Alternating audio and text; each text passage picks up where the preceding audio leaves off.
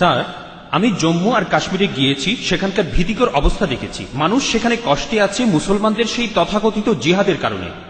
Sir, আমার প্রশ্নটা হলো, ইসলাম কি এইসব কাজের অনুমতি দেয়? যদি না দেয়, তাহলে এই জিহাদ শব্দটার অর্থ আসলে কি? কারণ পবিত্র কোরআনেই সূরা আরাফের 56 নম্বর আয়াতে বলা হয়েছে, তোমরা বিপর্যয় ঘটিও না। অথবা সূরা শুরার 40 নম্বর আয়াতে বলা হয়েছে যে প্রতিশোধ নেয়ার চাইতে ক্ষমা করা উত্তম। অথবা সূরা মাইদার 32 নম্বর আয়াতে বলা হয়েছে যে যদি কেউ কাউকে হত্যা করে। প্রথম প্রশ্নটা হচ্ছে ইসলাম ধর্মে জিহাদ নিয়ে প্রশ্ন করলেন যে কেন মানুষ যুদ্ধ করছে, কাশ্মীরে যা হচ্ছে জিহাদ, এটাকে ইসলাম কি অনুমতি দেয়? জিহাদ শব্দের অর্থ কি? এটা কি কোরআনে সূরা মাইদার 32 নম্বর আয়াতের বিরুদ্ধে যায় না? ভাই, এই জিহাদ সম্পর্কে বলি, এ ব্যাপারে ভুল ধারণা শুধু অমুসলিমদের মধ্যে নেই, মুসলমানদের মধ্যেও রয়েছে। বেশিরভাগ মানুষই এমনটা ভাবে যে কোনো মুসলিম যদি কোনো যুদ্ধ করে, যে কোনো যুদ্ধ হতে পারে নিজের সুবিধার জন্য, হতে পারে পলিটিক্সের জন্য, হোক সেটা ভাষার জন্য, হোক বর্ণের জন্য, সেটাই হলো জিহাদ। মুসলমানদের যুদ্ধ করাটাকে জিহাদ বলা হয় না। জিহাদ শব্দটা এসেছে আরবি শব্দ জাহাদা থেকে, তার মানে চেষ্টা করা, তার মানে পরিশ্রম করা।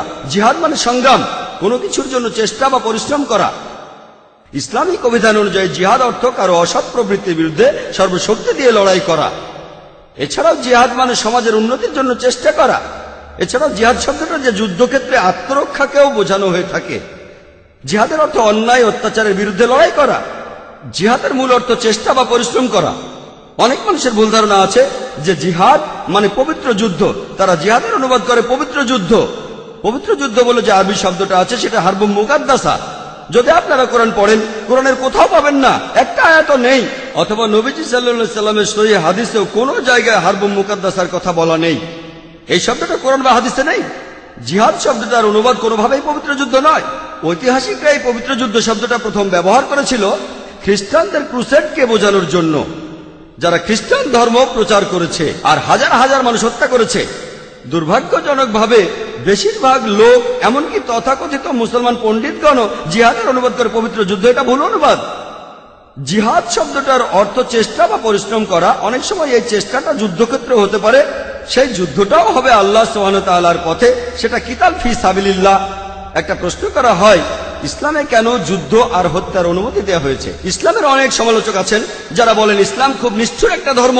ইসলাম সব সময় বলে অমুসলিম কাউকে দেখলে তাকে মেরে ফেলো। অনেকেই বলেন, ইন্ডিয়াতে এরকম একজন আছেন অরুণ সুরি, তিনি একটা বই লিখেছেন দ্য ওয়ার্ল্ড অফ ফতোয়া। তিনি সূরা তাওবার 5 নম্বর আয়াতের উদ্ধৃতি দিয়ে বলেছেন যে কোরআন বলছে কোন কাফিরকে যেখানেই পাবে, ব্র্যাকেটে হিন্দু, তাদেরকে হত্যা করবে।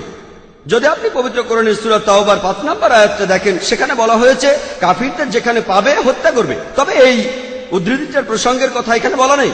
যদি আপনারা এই আয়াতটার আগের আয়াতগুলো পড়েন, সেখানে একটা শান্তি চুক্তির কথা বলা হয়েছে, মক্কার মুশরিকদের সাথে মুসলিমদের একটা শান্তি চুক্তি। পবিত্র কোরআনের সূরা তাওবার প্রথম 4টা আয়াতে মক্কার মুশরিকদের সাথে মুসলমানদের একটা শান্তি চুক্তির কথা বলা হয়েছে। আর মক্কার মুশরিকরা এই শান্তি চুক্তিটা ইচ্ছা করেই ভেঙেছিল।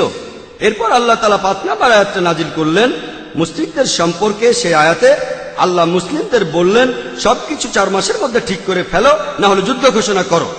আর যুদ্ধক্ষেত্রে আল্লাহ বলেছেন যখন শত্রুরা তোমাকে আক্রমণ করতে আসবে, তুমি শত্রুদের হত্যা করবে। এই আয়াতটা যুদ্ধক্ষেত্রের কথা বলছে। যখন শত্রুরা তোমাকে মারতে আসবে, ভয় না পেয়ে লড়াই করো। আজকের দিনে একজন আর্মি জেনারেল তার দলের সৈন্যদের মনোবল চাঙ্গা করার জন্য সেই জেনারেল বলবেন যে যখন শত্রুরা আসবে তাদের মেরে ফেলো। আর অরুণ সুরি 5 নম্বর আয়াতটা বলার পরে চলে গেছেন 7 নম্বর আয়াতে, কারণ 6 নম্বর আয়াতে উত্তরটা আছে। পবিত্র কোরআনের সূরা তাওবার 6 নম্বর আয়াতে উল্লেখ করা হয়েছে যদি কোনো কাফির তোমার কাছে আশ্রয় প্রার্থনা করে, যদি তারা শান্তি চায়, তাহলে তোমরা তাদের নিরাপদ স্থানে পৌঁছে দেবে। শত্রু যদি আশ্রয় প্রার্থনা করে, তাদের নিরাপদ স্থানে পৌঁছে দাও। আজকের দিনের সবচেয়ে ভালো আর্মি জেনারেল খুব বেশি হলে তার সৈন্যদের বলবেন যে শত্রুদের চলে যেতে দাও। এখানে আল্লাহ বলছেন তাদের শুধু ছেড়ে দিও না, তাদের কোনো নিরাপদ স্থানে পৌঁছে দাও। যখনই কোরআনে যুদ্ধের প্রসঙ্গে কথা থাকে, আরেকটা হলো সূরা আনফালের 60 নম্বর আয়াতে উল্লেখ আছে তোমাদের শক্তি ও অশ্ববাহিনী প্রস্তুত রাখো আর শত্রুদের আক্রমণ করো। পরের আয়াতে বলছে কিন্তু শত্রুরা যদি সন্ধি করতে চায়, তুমিও সন্ধি করো। তাহলে যে আয়াতগুলোতে যুদ্ধের কথা বলা হয়েছে তার পরের আয়াতে বলছে যদি তারা শান্তি চায়, শান্তিই ভালো। এখন আরেকটা প্রশ্ন, সূরা মাইদার 32 নম্বর আয়াতে কি বলছে, বা সূরা নিসার 40 নম্বর আয়াতে কি বলছে, যে যদি কোনো মানুষকে হত্যা করা হয় তাহলে সে যেন পুরো মানুষ জাতিকে হত্যা করলো। এটাই হলো ইসলামের আসল কথা। যদি কেউ কোনো মানুষকে হত্যা করে, হোক সে মুসলিম বা অমুসলিম, যদি সেটা হত্যা বা ধ্বংসাত্মক কাজের অপরাধে না হয়, যদি দুর্নীতির অপরাধে না হয়, তাহলে সে যেন পুরো মানুষ জাতিকেই হত্যা করলো। আর কেউ যদি কোনো মানুষকে বাঁচায় তাহলে সে যেন পুরো মানুষ জাতিকে বাঁচালো। এখন আপনারা যদি ভগবত গীতা পড়েন, ভগবত গীতার 2য় অধ্যায়ের 50 অনুচ্ছেদে আছে, বলা হয়েছে শ্রীকৃষ্ণ এখানে অর্জুনকে জিহাদ করতে বলেছেন। চেষ্টা, যদি আপনারা পড়েন মহাভারত, মহাভারতের হাজার হাজার অনুচ্ছেদে যুদ্ধের কথা রয়েছে, হাজার হাজার অনুচ্ছেদে। কোরআনে যত যুদ্ধের কথা আছে তার চেয়ে অনেক বেশি। মহাভারত একটা ধর্মগ্রন্থ, আপনারা হয়তো জানেন। এখানে রাজ্য নিয়ে একটা যুদ্ধের গল্প রয়েছে পাণ্ডব আর কৌরবদের মধ্যে। পাণ্ডবদের 5 ভাই আর কৌরবরা 100 ভাই, যুদ্ধ। আর ভগবত গীতা হলো মহাভারতের অংশ। 18টা অধ্যায় কৃষ্ণের কথা। প্রভু তিনি উপদেশ দিচ্ছেন অর্জুনকে। অর্জুন বলছে, এটা আছে ভগবত গীতার 1 নম্বর অধ্যায় 42 থেকে 46 অনুচ্ছেদে, আমি আমার আত্মীয়দের সাথে যুদ্ধ না করে নিরস্ত্র অবস্থায় এই যুদ্ধক্ষেত্রে মরে যাব। কিভাবে জ্ঞাতি ভাইদের সাথে যুদ্ধ করব? কৌরবরা আমার জ্ঞাতি ভাই, যুদ্ধ না করে আমি বরং যুদ্ধক্ষেত্রে নিরস্ত্র অবস্থায় মরে যাব। ঠিক তখনই শ্রীকৃষ্ণ, জানেন তিনি কি বলেছিলেন? 2য় অধ্যায় 2 আর 3 অনুচ্ছেদে আছে, তোমার মনে এমন অশুদ্ধ চিন্তা এলো কিভাবে? এটা একটা পাপ। তুমি এতটা দুর্বল হলে কিভাবে? তোমার হৃদয় দুর্বল হলো কিভাবে? শ্রীকৃষ্ণ নিজেই বলেছেন যে অর্জুনের চিন্তাটা ঠিক নয়, এটা অশুদ্ধ চিন্তা, এটা একটা পাপ। এটা করলে তুমি স্বর্গে যেতে পারবে না, তুমি বেহেশতে যেতে পারবে না। এরপরে ভগবত গীতার 2য় অধ্যায়ের 31 থেকে 33 অনুচ্ছেদে আছে, শ্রীকৃষ্ণ তিনি বলেছেন, তিনি অর্জুনকে বলেছেন যে ক্ষত্রিয়দের দায়িত্ব হলো যুদ্ধ করা। যদি যুদ্ধ না করো তাহলে স্বর্গে যেতে পারবে না। আর যুদ্ধ না করলে তুমি একটা পাপ করবে। যদি ভালো করে দেখেন ভগবত গীতায় শ্রীকৃষ্ণ বলছেন যে তোমাকে যুদ্ধ করতে হবে। চিন্তা করেন, আমি যদি ভগবত গীতার এই উদ্ধৃতি দিয়ে বলি যে শ্রীকৃষ্ণ বলছেন অর্জুনকে তোমার আত্মীয় স্বজনদের যুদ্ধ করে হত্যা করতে হবে, কোন প্রসঙ্গ ছাড়া উদ্ধৃতি দিলে সেটা হবে শয়তানি। আর প্রসঙ্গটা বললে শ্রীকৃষ্ণ অর্জুনকে বলছেন যদি তোমাকে লড়তে হয় মিথ্যার বিরুদ্ধে, সত্যের জন্য, তুমি যে কারো বিরুদ্ধে যুদ্ধ করো, এমনকি সে যদি আত্মীয় হয়। প্রসঙ্গটা বললে অনুচ্ছেদটা যুক্তি আছে। যখন ন্যায় বিচারের জন্য যুদ্ধ করছেন, যদি সেটা আত্মীয় স্বজনের বিরুদ্ধে যায় তাতে কোনো সমস্যা নেই। ভগবত গীতা আর মহাভারতে এই কথাটাই বলা হয়েছে, সত্যের পক্ষে আর মিথ্যার বিরুদ্ধে যুদ্ধ। যখনই আমি কোনো হিন্দুকে মহাভারত আর গীতার কথা বলবো, সে তো এটা জানে। সে বলবে না, মহাভারত আর গীতায় সত্যের সাথে মিথ্যার যুদ্ধের কথা বলা হয়েছে। আর ঠিক এরকম কথাই আছে পবিত্র কোরআনে। তাহলে মহাভারত আর গীতার উদ্ধৃতিগুলো শুনলে আপনি কোরআনকেও বুঝতে পারবেন।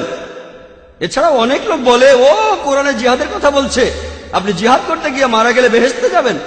অনেকে আছেন, তাদের একজন অরুণ সুরি বলছেন, তিনি সহিহ বুখারী থেকে হাদিসের উদ্ধৃতিও দিয়েছেন। 4 নম্বর খণ্ড বুক অব জিহাদ 2 নম্বর অধ্যায়ের 46 নম্বর হাদিস বলা হয়েছে, একজন মুজাহিদ হলো সেই লোক যে আল্লাহ সুবহানাহু ওয়া তাআলার পথে চেষ্টা করে, আর আল্লাহ নিজেই জানেন কে চেষ্টা করছে।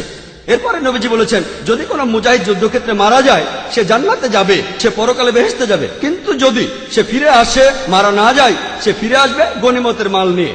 এই হাদিসটা আর কোরআনের বিভিন্ন আয়াতের কথা বলছেন ইসলামের সমালোচকরা। আমি ভাবি হিন্দু সমালোচকরা এই উদ্ধৃতিটা দেয় কিভাবে? তারা কি ভগবত গীতা পড়েনি? তারা কি মহাভারত পড়েনি? এমনকি শ্রীকৃষ্ণ তিনি ভগবত গীতায় বলেছেন 2য় অধ্যায়ের 37 অনুচ্ছেদে আছে, হে অর্জুন, হে কুন্তির পুত্র, যুদ্ধের প্রস্তুতি নাও। যদি যুদ্ধে মারাও যাও কোনো সমস্যা নেই, তুমি স্বর্গে চলে যাবে। আর যদি তুমি জয়লাভ করে ফিরে আসো তাহলে তুমি এই পৃথিবীর ধন সম্পদগুলো পাবে। হাদিসে একই কথা আছে। তাহলে কৃষ্ণ যখন অর্জুনকে বলছে যুদ্ধ করো, সমস্যা নেই, যদি মারা যাও স্বর্গে চলে যাবে, যদি যুদ্ধে জিতে ফিরে আসো তুমি অনেক ধন সম্পদ পাবে। সহিহ বুখারীও একই কথা বলছে, কোরআনেও একই কথা আছে। তাহলে ধর্মগ্রন্থগুলো পড়লে আমরা একে অন্যকে ভালোভাবে বুঝতে পারবো। তাহলে ইসলামে যুদ্ধের অনুমতি আছে শেষ উপায় হিসেবে, আত্মরক্ষার জন্য আর অত্যাচারের বিরুদ্ধে, না হলে নয়। আর জিহাদ অর্থ চেষ্টা বা